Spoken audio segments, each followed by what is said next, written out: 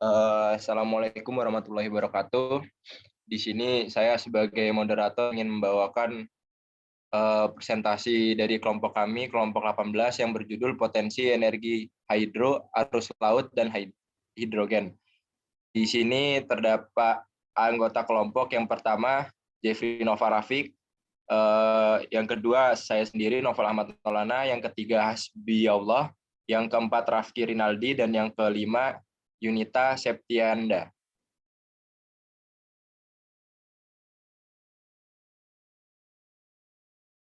Boleh next. Yang pertama, potensi energi hidro. Potensi energi hidro, potensi tenaga air di Indonesia cukup besar, mencapai 75.000 watt megawatt atau MW. Namun saat ini pemanfaatannya melalui penyediaan energi listrik nasional baru mencapai 10% dari total potensinya. Berdasarkan data yang dimiliki Kementerian SDM, potensi sumber energi tenaga air terbesar sebanyak 15.600 megawatt atau 20,8% di Sumatera, 4.200 megawatt atau 5,6% di Jawa, Kalimantan 21.600 megawatt atau 28,8%, di Sulawesi 10.200 megawatt atau 13,6%, dan di Bali NTT NTB terdapat 620 megawatt atau 0,8%. Di Maluku 430 megawatt atau 0,6%, dan di Papua menyimpan potensi tenaga air sebesar 22.350 megawatt atau 29,8% dari potensi nasional. Total keseluruhan potensi tenaga air yang dimiliki bangsa Indonesia sebesar 75.000 megawatt, dan yang termanfaatkan saat ini hanya 10,1% atau sebesar 7.572 megawatt. Selain mempermudah prosedur perizinan usaha penyediaan tenaga listrik PLTA, untuk mempercepat pemanfaatan air sebagai sumber energi, pemerintah mendorong kebijakan dan regulasi untuk mempercepat pencapaian tingkat pemanfaatan energi aliran dan terjunan air atau hidro dalam bauran energi primer nasional, serta menerbitkan peraturan Menteri SDM yang mengatur harga energi listrik dan pembangkit listrik yang menggunakan energi air. Selanjutnya akan dijelaskan oleh rekan saya. Oke, selanjutnya yaitu potensi dan pemanfaatan energi hidro atau air. Nah, energi air itu pada dasarnya memanfaatkan energi kinetik aliran air yang berasal dari energi potensial air dari hulu atau penampungan yang berupa danau dan bendungan yang memiliki ketinggian tertentu. Nah, Indonesia sendiri yang memiliki topografi bergunung dan berbukit itu memiliki peluang potensi energi air yang sangat besar.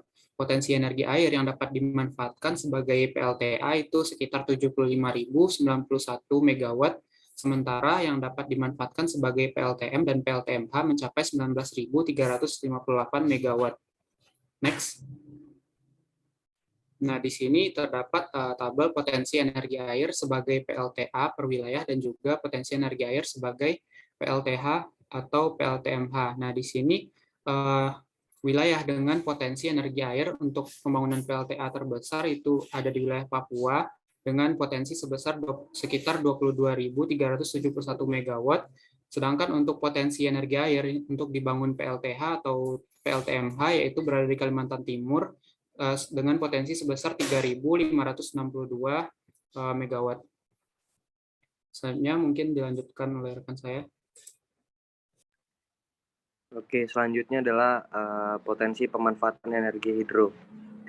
Besaran potensi energi air Indonesia belum dikelola secara maksimal berdasarkan laporan Ditjen Ketenagalistrikan Januari 2020. Energi air di Indonesia adalah telah dimanfaatkan hingga tahun 2019 sebesar 5.976,03 megawatt atau sekitar 6,4% dari total potensi yang ada.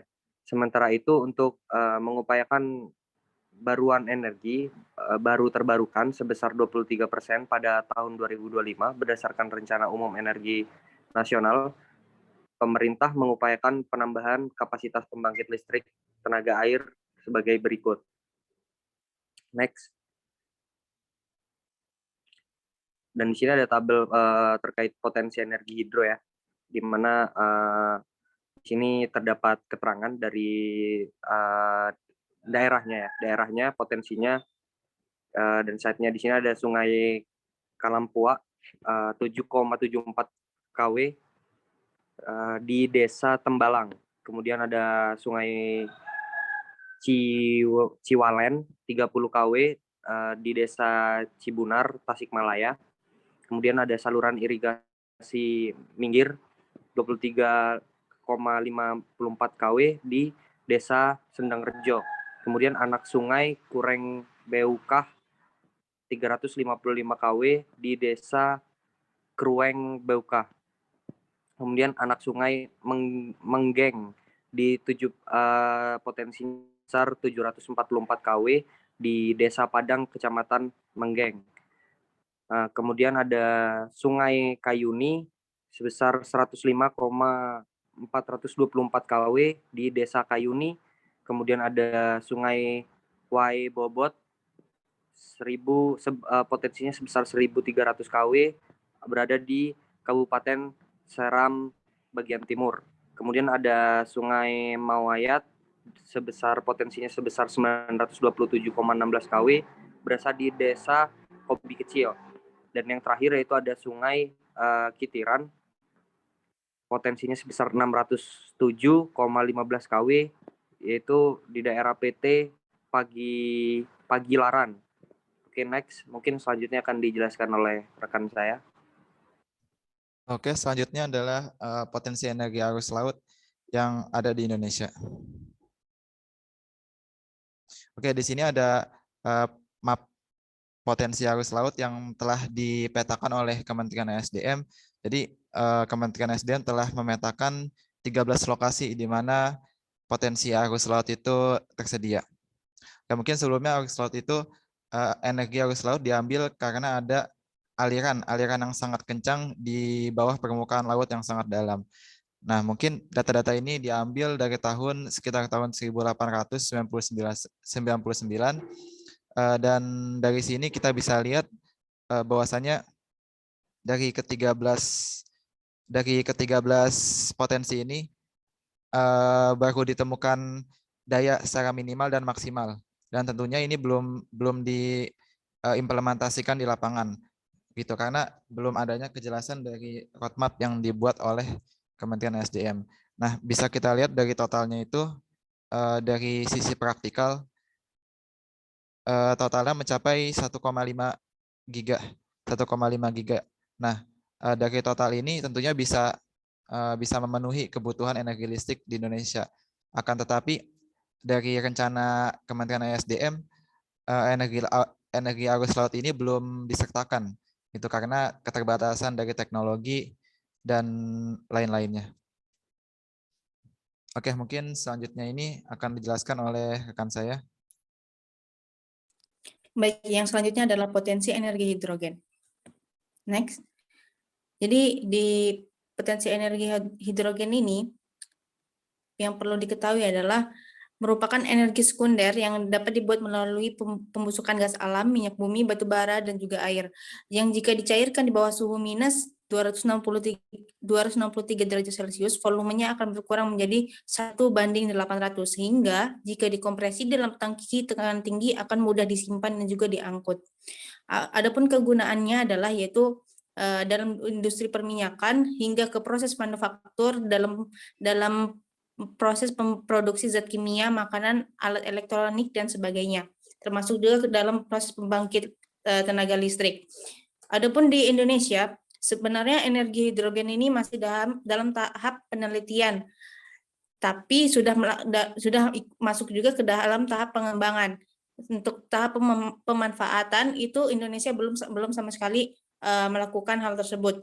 Nah, dalam tahap pengembangan ini, yang pihak Pertamina merupakan pihak pertama yang melakukan proses pengembangan energi hidrogen dengan kapasitas awal 0,3 megawatt, dan ditargetkan pada tahun 2025 kapasitas yang terpasang adalah sebesar 20 megawatt.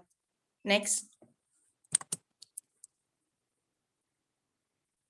Nah, potensi energi hidrogen di Indonesia. Nah, pada saat ini hidrogen yang ada di Indonesia tersedia dari gas alam. Nah, dan diproduksi oleh 4 industri gas besar di Indonesia, di mana gas hidrogen ini dapat diproduksi dengan proses stream reforming, gasifikasi biomasa, gasifikasi batu bara, dan juga elektrolisis air. Dan teknologi yang digunakan dalam proses pembentukan energi hidrogen ini adalah fuel cell. Bahan mentah yang dapat digunakan untuk produksi gas hidrogen antara lain adalah gas alam, batu bara, air, biomasa, dan masih banyak lagi. Kemudian dengan bahan-bahan mentah tersebut masing-masing memiliki potensi yang tersebar di seluruh Indonesia. Di Indonesia sendiri, potensi energi biomasa itu mencapai 49.810 megawatt. Kemudian untuk gas alam itu mencapai 42,93 triliun kaki kubik. Kemudian untuk batu bara sebesar 143,7 miliar ton. Dan untuk air itu sebesar 2,78 triliun meter kubik per tahun. Jadi jika dijumlahkan dari seluruh potensi tersebut, energi hidrogen sangat potensial di Indonesia, apalagi jika digabungkan. Jadi di energi hidrogen di Indonesia bisa digunakan untuk memenuhi kebutuhan listrik sampai tahun 2045.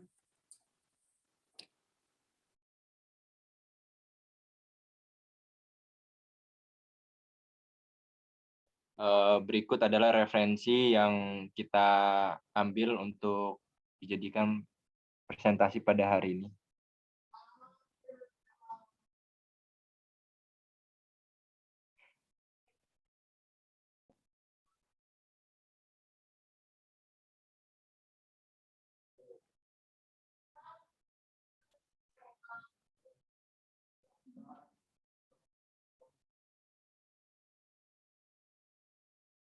Mungkin bisa next, Bik.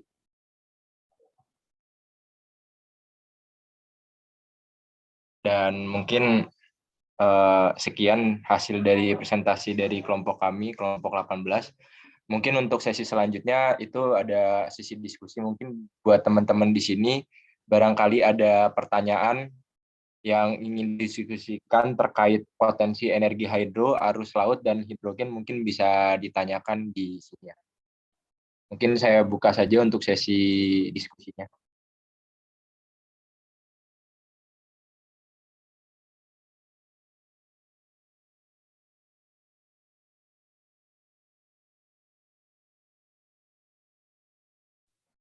Bagaimana buat teman-teman? Kalau belum ada, mungkin di sini saya ada pertanyaan ya terkait tadi di slide untuk energi hidrogen. Boleh ke sana nggak, moderator?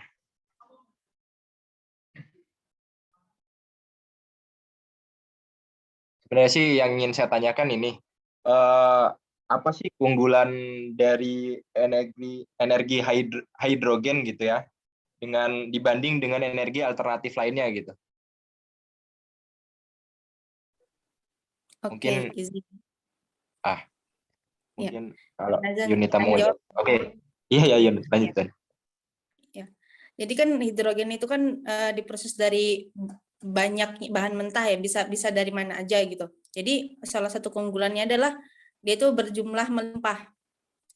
Karena nggak cuma dari satu sumber aja, bisa dari biomasa, bisa dari gas alam, kemudian bisa jadi dari air juga. Terus yang kedua keunggulannya adalah sangat efisien, dan kemudian dia nggak menghasilkan emisi saat digunakan dan juga tidak beracun.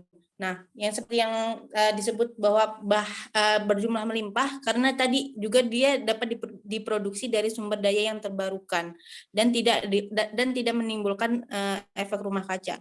Begitu, Bang. Oke, cukup.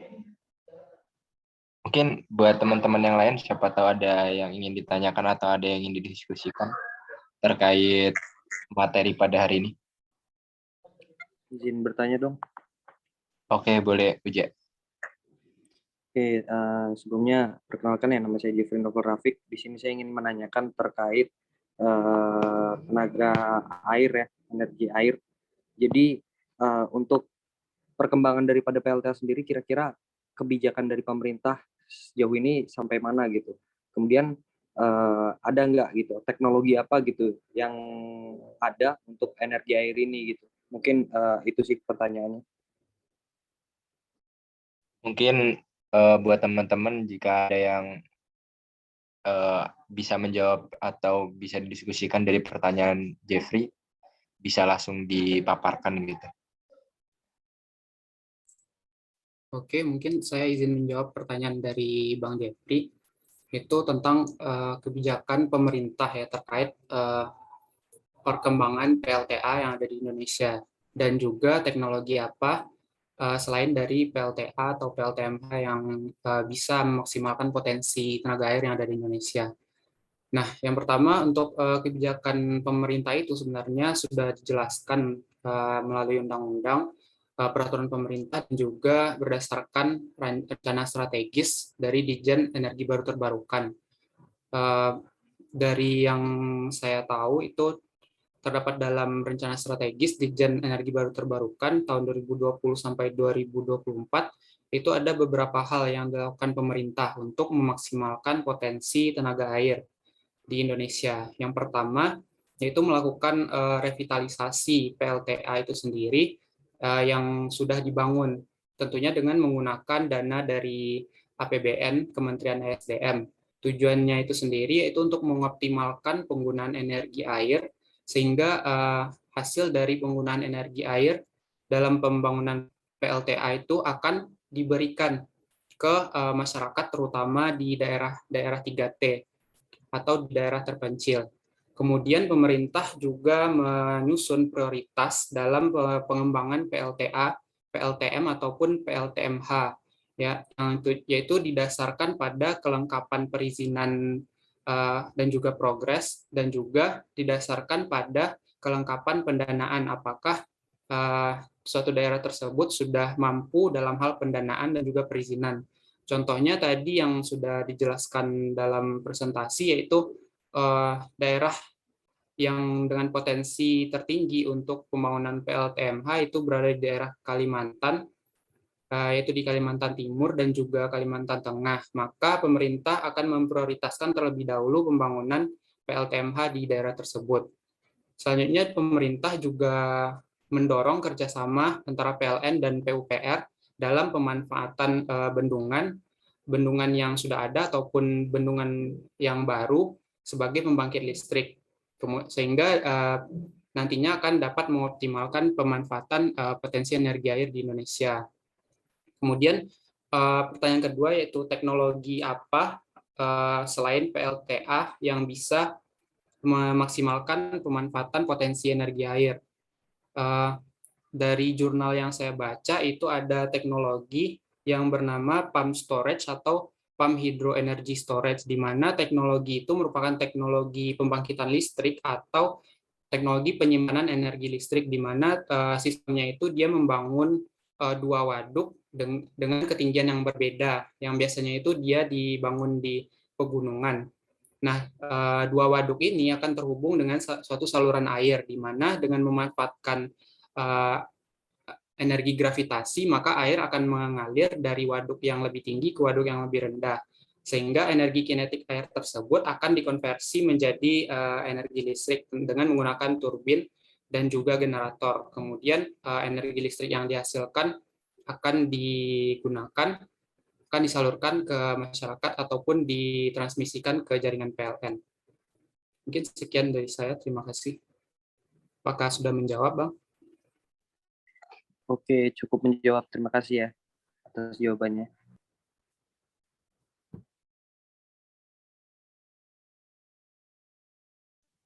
Oke, mungkin buat teman-teman ada lagi yang ingin diskusiin terkait materi ini. Saya izin bertanya. Oke, Yunita, boleh. Tadi kan di potensi energi arus laut itu tuh ada pembagiannya dari segi potensial di masing-masing daerah. Tapi dari segi potensi itu juga dibuat 3 macam, ada potensi teoretikal, teknikal, dan juga praktikal. Nah, itu perbedaannya apa gitu? Ya, boleh. jika ada yang ingin menjawab dari pertanyaan Yunita? Oke, saya izin menjawab dari pertanyaan Yunita. Jadi Oke. pembagian pengukuran potensi suatu arus laut itu dibagi menjadi 3 ya, potensi secara teoritis, secara teknik, dan secara praktis. Nah, jadi kalau secara teoritis itu potensi energi laut dihitung secara pemodelan. Jadi dengan alat ukur langsung diukur di laut. Nah, kemudian potensi teknis itu menyesuaikan dengan kapasitas teknologi yang ada gitu. Jadi karena teknologi Indonesia itu belum maju, maka dari itu potensi teknis lebih rendah dari potensi teoretik. Nah, kemudian potensi praktis ini disesuaikan dengan kebutuhan atau fungsi dari laut atau selat tersebut. Mungkin bisa jadi ya selat yang sudah ditentukan potensi energi lautnya itu ternyata difungsikan untuk keperluan kapal gitu, ada jalur kapal. Nah, maka dari itu pasti sebagian dari luas laut yang telah ditentukan itu akan dikurangi gitu. Dan akhirnya secara praktis pasti akan lebih kecil dari secara teoritis. Mungkin itu jawabannya. Baik, terima kasih jawabannya cukup jelas.